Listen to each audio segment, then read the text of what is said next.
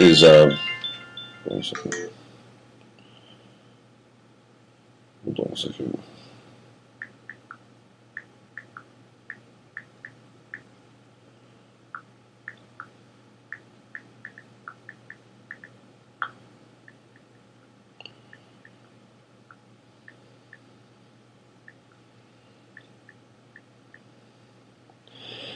The person who's involved in a lot of the trafficking, or the not the trafficking, but the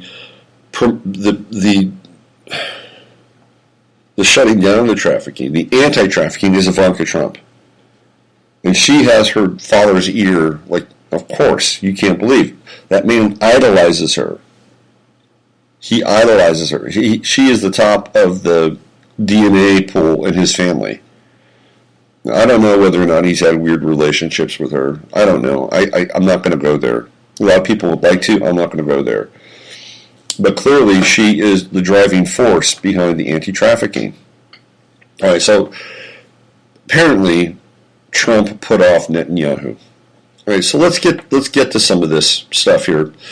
There are two pieces here that I want to bring up, and this has to do with what's going on with their military and what's going on with arms sales. So recently, and this is from a website, which is a very reputable website called Global Research. Michael Chossudovsky has been running this for years. It is not a right-wing or alt-right. It is really kind of in the middle and using whatever information they have at their disposal to put out, verifiable and validating sources of news.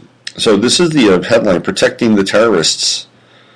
Check this out. U.S. forces come to the rescue of ISIS commanders in Iraq. Commander Asaib al-Haq, commander of Asaib al-Haq movement, affiliated to the Iraqi Popular Forces of Hashid al-Shaabi, said that U.S. forces have carried out a rapid heliborne operation and evacuated 2 commanders of ISIL terrorists from western Mosul in northern Iraq. Javad al-Talibawi said that the U.S. forces carried out the heliborne operation in one of the western neighborhoods of western Mosul, evacuating 2 senior ISIL commanders to an unknown location after the commanders came under siege by Iraqi government forces and intensified clashes in western Mosul. So now you have the ISIL who's been chased out of Syria. Now they're in western Iraq because western Iraq borders Syria. So they're going in and they're probably going after some of these resistance forces that have been conscripted in their own way by the Syrians. So they're taking the fight to a different front. American support and assistance to the ISIL is done openly to save their regional plan in a desperate attempt. I added that. He said desperately attempt. The English is poor, so you know it's right. You know that this is the real deal.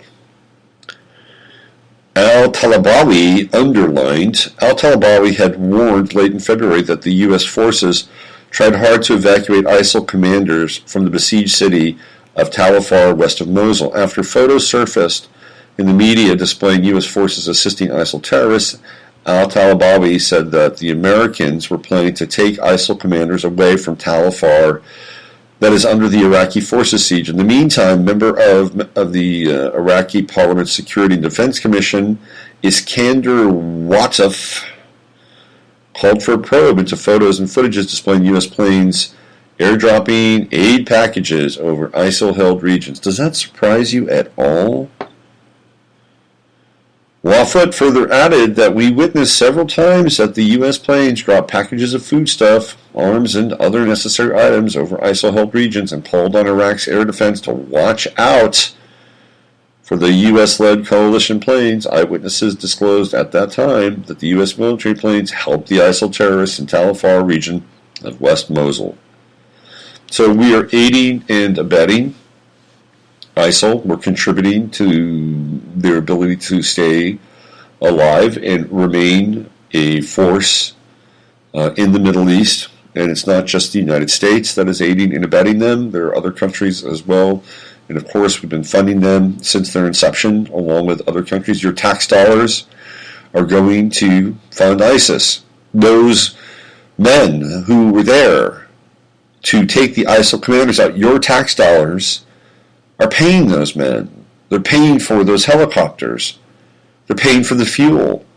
They're paying for the nice meals that the ISIL commanders will be eating on those planes, on the helicopters, or shortly thereafter. At the very least, some kind of tea or coffee or water. Maybe they'll get a foot massage on the heliboard helicopters, and you'll be paying for that as well. Americans need to wake up, and wake up fast. Donald Trump is not going to stop our incursions into the Middle East and North Africa. He does not have the power. He does not have the power. He has basically created and drafted the largest military spending bill in our history. Do you think that he's going to go in and stop what's happening? He can't. He can't, because the weapons need to be used, right? The munitions need to be used. The equipment needs to be used so it can be replaced over and over and over and over and over again. It is a cycle of destruction that will be our undoing.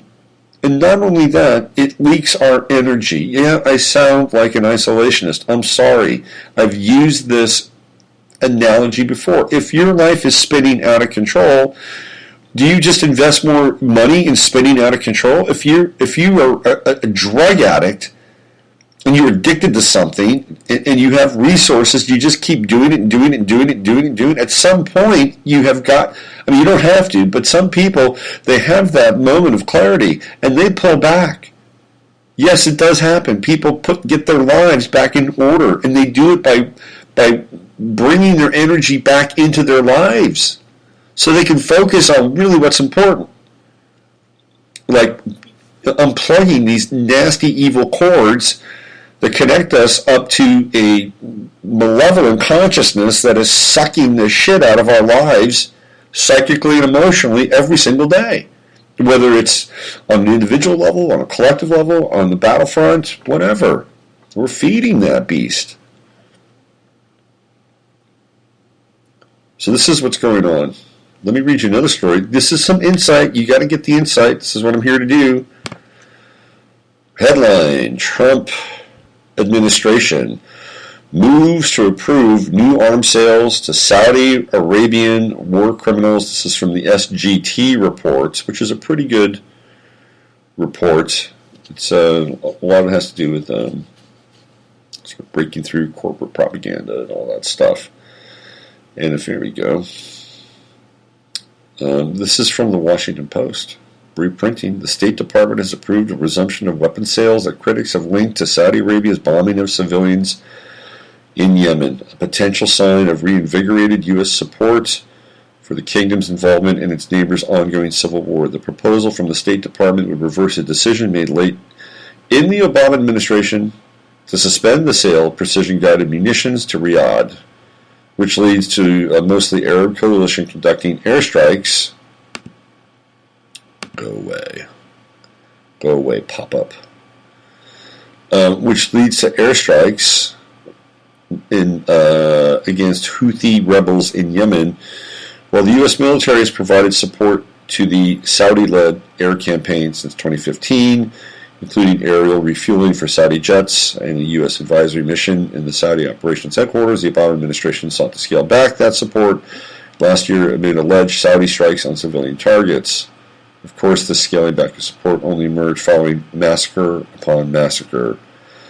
This is terrible. Despite Saudi hopes that the conflict would quickly restore Haiti, HADI, to power, it is now approaching its third year. As of January, the conflict has led to the deaths of at least 10,000 civilians, according to the United Nations. Yeah, where's the United Nations? On the sidelines. They're not on the sidelines. They're in the United States trying to flip our cities into the resilient city in the Agenda 2030 program. That's where they're putting their energy. Pressure increased on the Obama administration in October when Saudi jets attacked a Yemeni funeral hall, killing more than 100 people at the end of the review.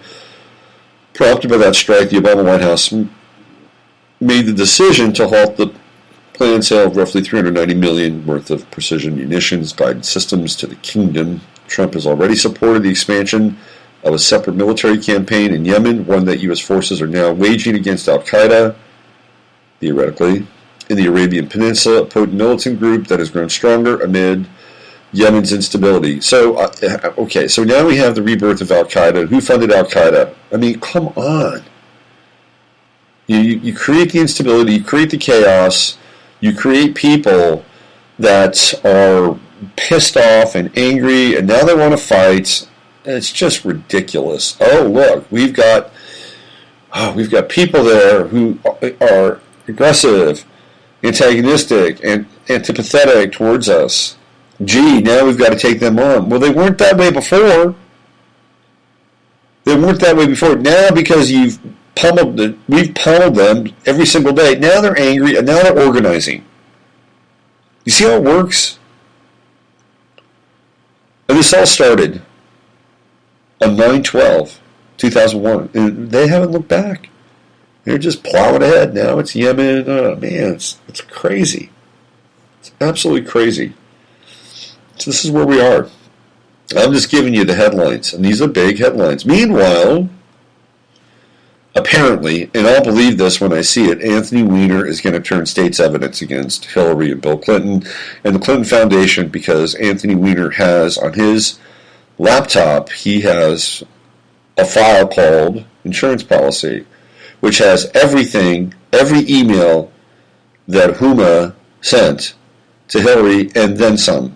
And apparently he's been under intense investigation by the FBI and the city of New York and even the state of New York for his role in essentially sex trafficking with an underage young woman from North Carolina, which is fairly well known. But apparently there's more. They grabbed his laptop. The FBI got the contents. They got the laptop, but I'm telling you right now, the NYPD has everything on that laptop. Now, whether or not that will happen, we'll see. We shall see. If indeed that is the case, and this stuff does come out, and the Clintons wind up having to come to some kind of public hearing around all this stuff, I guarantee you, Bill Clinton will not be there. He will either die, be removed, whatever they do to these people, Bill Clinton will not be there. Hillary may not even be there either. Maybe they'll do a fake Adolf Hitler and Eva Braun, and then they'll wind up in Argentina and start their own bed and breakfast down there. But apparently that's happening. Apparently that's going on. I don't know. I'm just reading some headlines, some YouTube videos. We'll see. We shall see. So that's about it for today. We're 28 minutes into our flame. I suppose it would be good if I can leave you with something inspirational, because if we consume darkness all the time, then what are we to become? We're to become darkness ourselves. And therein lies the greatest challenge of living in this time-space continuum today. As humans, with biocircuitry that is so more or less organic. So the inspirational thought of today is, what can you do to make somebody else's life a little better? To get out of your own way, to get out of your own drama, to get out of your own dilemma, to take a few extra steps, and to say thank you, I appreciate you, I love you, I support you, whatever that is. That's the thread, the interstitial thread that connects us all. It connects us with the God Spirit in each and every one of us. So I want to start right now and say, I thank you, I love you, thank you for your support. I appreciate each and every one of you, even though I've never met you.